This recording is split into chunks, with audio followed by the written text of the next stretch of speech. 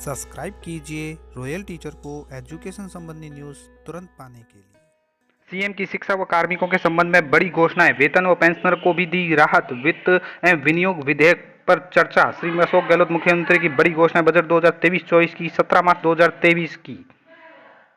जी हाँ साथियों, इस वक्त की बड़ी खबर की बात करें तो बजट 2023-24 की जो कुछ घोषणाएं थी, वित्त और विनियोग विधेयक पर जो चर्चा की गई, उसमें शिक्षा के संबंध में बहुत कुछ किया गया है। शिक्षा और कार्मिकों के संबंध में जो राजस्थान सरकार द्वारा घोषणाएं की गई है, सारी पेंशनर के संबंध में जो घोषणा की गई है, उसके बारे में आज हम चर्चा करेंगे।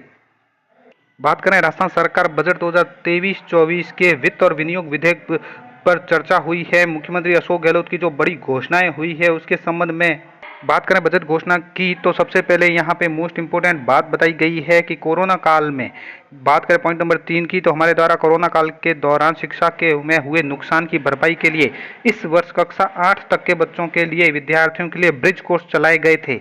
इसी सफलता को देखते हुए आगामी वर्ष में भी 75 करोड़ रुपए व्यय कर ब्रिज कोर्स चलाए जाना की प्रस्तावना है। यानी ये प्रस्ताव फिर से चलाए जाएंगे और लगभग 70 लाख विद्यार्थी इससे लाभान्वित होंगे।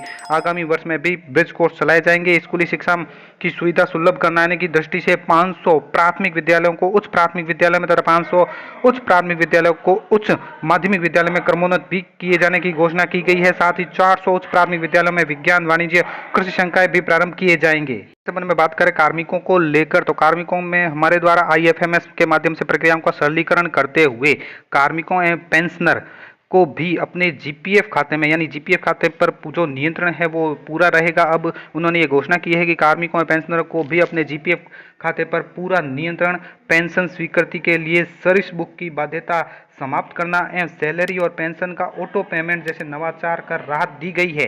इसके उपरांत भी वर्तमान में कार्मिकों को रिटायरमेंट के समस्त पेंशन परिलाभ प्राप्त होने में महीनों का समय लग जाता है। अब कार्मिकों को और अधिक राहत देने की दृष्टि से माह मई 2023 से रिटायरमेंट के दिन ही समस्त पेंशन परिलाभों की स्वीकृति जारी किए जाने की घोषणा करता हूं।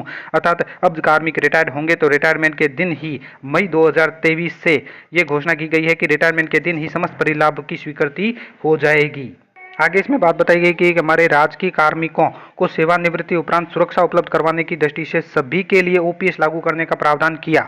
माननीय सदस्यों द्वारा विदित होगा कि प्रदेश में 80 वर्ष से अधिक आयु के पेंशनर को पेंशन राशि में वृद्धि का लाभ प्राप्त होता है। आयु बढ़ने के साथ ही अतिरिक्त वित्तीय सुविधा की आवश्यकता को ध्यान में रखते हुए अब मैं 75 वर्ष से अधिक, जी हाँ दोस्तों ध्यान में रखें कि अब 75 वर्ष से अधिक 80 वर्ष की आयु तक आयु के पेंशनर को पेंशन राशि में बेसिक पर 10% अतिरिक्त अलाउंस की उपलब्ध करवाने की घोषणा करता हूं। इसके साथ साथ दोस्तों राज्य के कार्मिकों को उनके द्वारा 7वें वेतनमान में वेतन निर्धारण हेतु दिए गए विकल्प के कारण वेतन में हो रही हानि को देखते हुए इन नियमों में पुनः विकल्प दिया जाना प्रस्तावित करता हूं, जिससे इनके वेतन वृद्धि हो सकेगी।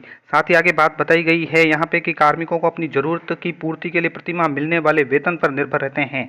आकस्मिक आवश्यकता होने पर भी कार्मिकों को वेतन परिलाभ मिल सके, इसके लिए आनुपातिक आधार पर माह के बीच में अग्रिम वेतन यानी एडवांस सैलरी विड्रॉल की सुविधा उपलब्ध करवाने की भी घोषणा की गई है।